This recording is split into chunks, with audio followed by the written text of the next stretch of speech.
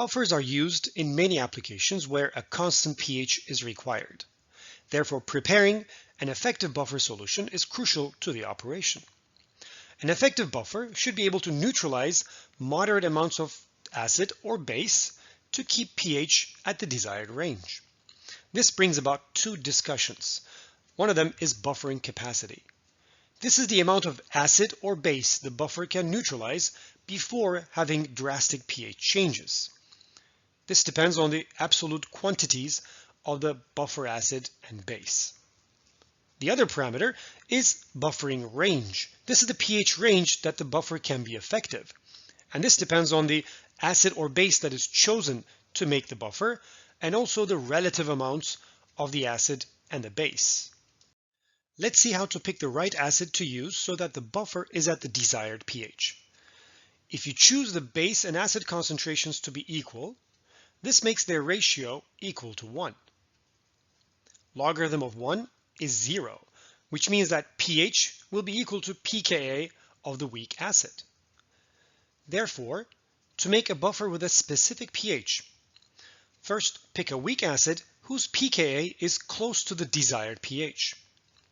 And then if you need to fine-tune the pH, the base to acid ratio can be tweaked to achieve that specific pH.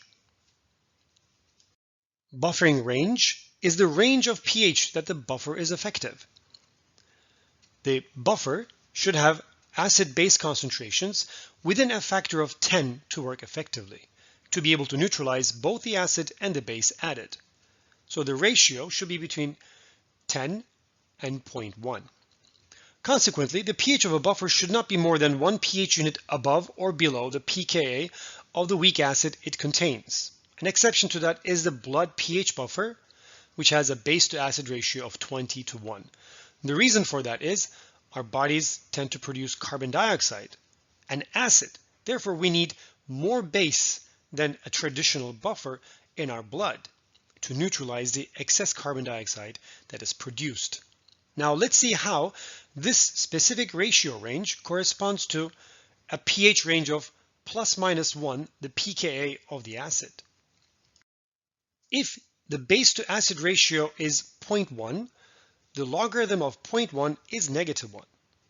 Therefore, the pH of the buffer will be equal to pKa minus 1.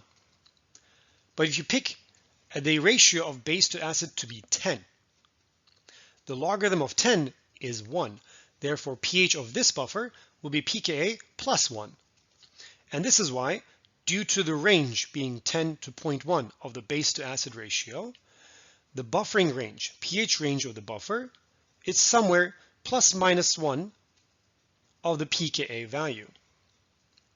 And again, this is why when choosing an acid to make a buffer, choose an acid whose pKa is closest to the pH of the desired buffer. And last, let's talk about buffering capacity. We are not going to do calculations on buffering capacity, but I want you to know the difference. A concentrated buffer versus a dilute buffer will have different capacities. A concentrated buffer can neutralize more added acid or base than a dilute buffer because it contains more of those species. So which of these acid-base pairs can be used to make a buffer with a pH value of 4.5? The Ka values of the acids are given to us. We need to calculate the pKa of each acid and pick the one that is closest to 4.45 as our buffer system. The pKa of each acid is given in this column, and the value that is closest to 4.45 is 4.29. Therefore, the most effective buffer system to make a buffer with a pH of 4.45 is the hydrogen oxalate buffer solution. Now let's go into more detail and give a recipe for preparing a bicarbonate-carbonate buffer solution that has a pH of 10.40. We are going to use the Henderson-Hasselbalch equation for this. The pKa of the acid is a negative log of its ionization constant. Please note that Ka2 for carbonic acid is given because Ka2 is the equilibrium constant corresponding to the second proton ionization of the carbonic acid. And this is the acid that we have, the bicarbonate ion. The Ka2 value given is the Ka value of the bicarbonate ion. pKa of that is 10.32. Now we are going to plug in what's given into the Henderson-Hasselbalch equation. pH is 10.40, that is the desired pH. pKa is 10.32, and we don't know the ratio of base to acid. And that is calculated as 0.08. But it is in the logarithm, so we have to take it outside the logarithm by raising 10 to the power 0.08. This gives us a base to acid ratio of 1.20. So therefore, to make a buffer from bicarbonate and carbonate solutions with a pH of 10.40, pick any base to acid ratio that is 1.20. There are infinite number of answers to this ratio. For example, one of them is 1.20 moles of base to 1 mole of acid would give us a pH of 10.40. As long as you keep the ratio 1.20, the resulting pH will be 10.40. Now this is a question for you to work on.